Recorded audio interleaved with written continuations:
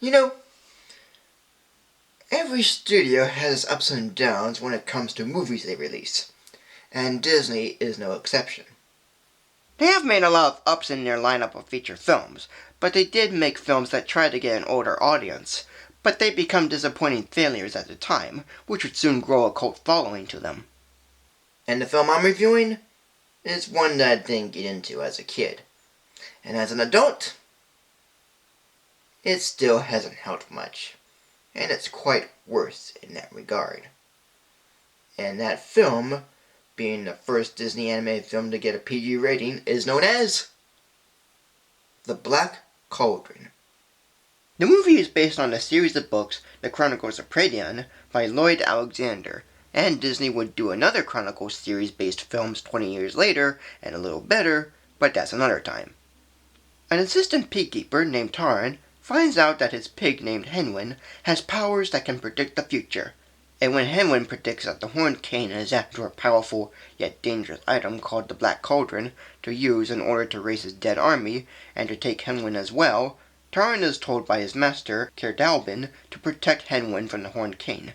But soon Henwin gets captured by the horned cane's forces, and Taran rescues her, only to be thrown into the dungeon. But he escapes with the help of a girl named Princess Elena, and along with a minstrel named Flute or Flam, and a creature named Gurgi, the three head out to find the Black Cauldron before the Horned King does, while at times Taran dreams of being a warrior. Phew, that's a lot to go over. But what can you say about this? With any Disney film, I either love it or just think it's okay. Well, this has got to be the worst in my opinion. But how can that be when there is a growing cult following to this? Well, I don't think any of the characters are interesting. Many of them are quite bland, not really fun, and not fully developed enough. Though a couple are okay, like the Horned Cane and maybe Gurgi, but there's nothing to them that I enjoy every time they're on. And the story itself is simple and fine, but there's nothing about it to get behind. Even the prologue, which tells how the Black Cauldron came to be, isn't mentioned anywhere else, or how it got powers.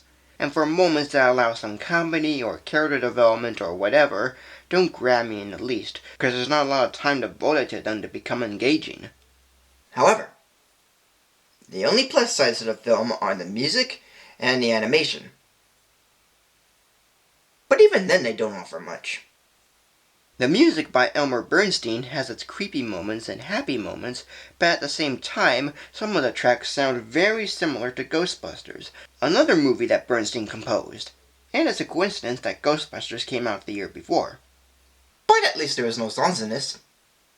As for the animation, it seems fine, almost close to the Renaissance period. Especially with the witches and dragons, they're done good. But at the same time, it's a bizarre mix of mid-70s animation and late 80s animation, and it sort of becomes unbalanced.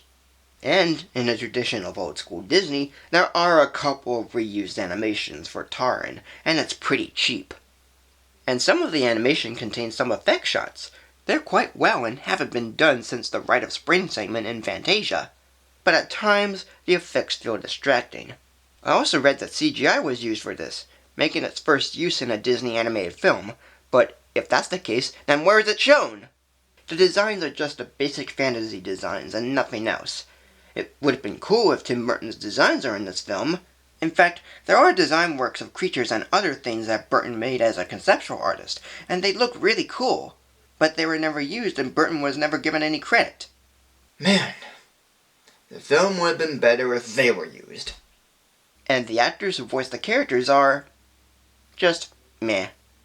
Grant Bardsley voices Taran, Susan Sheridan voices Princess Elena, Freddie Jones voices Cara Delevingne, Nigel Hawthorne voices Fluterflam, Arthur Mallet voices Kane Indelig, John Briner voices Gurgi and Dolly, Philip Fondacaro voices Creeper, and John Hurt voices the Horned King. As a whole, this movie is very boring and very uninteresting.